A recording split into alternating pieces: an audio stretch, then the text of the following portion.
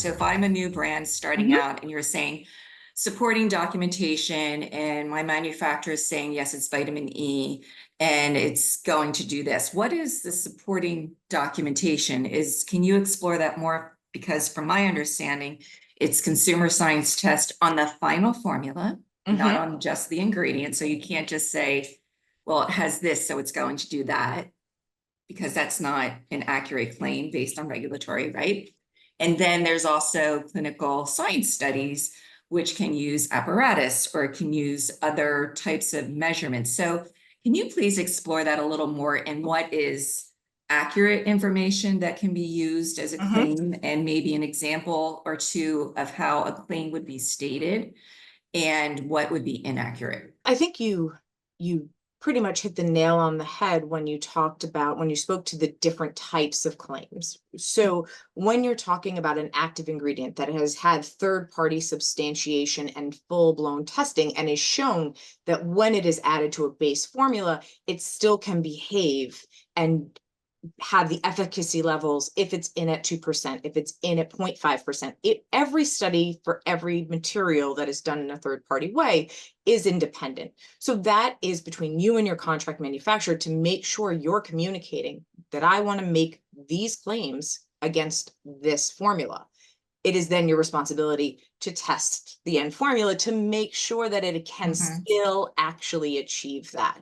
So there is a bit of both happening there, and your substantiation does come from the raw material supplier and the testing, and they are more than happy to provide testing to show that their patented sometimes or trademark ingredients are used, and if used at the proper levels can make certain claims in certain types of formulations, which they will walk you through.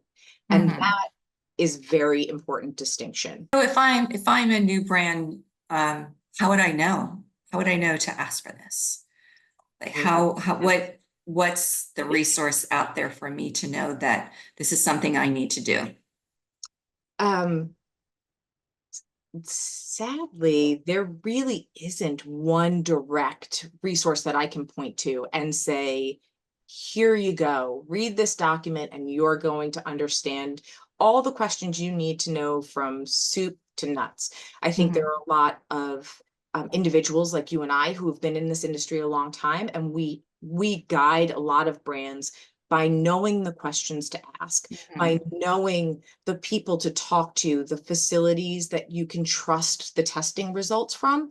And that level of expertise is something that I think new brands should make sure they do their research, do their homework, go out to IBA or some of the other CEW, some of the other trade groups that can really help, and you can get recommendations and get information about people like you and I who work in product development and who work in regulations to see, are we going to be a good fit? Interview service providers.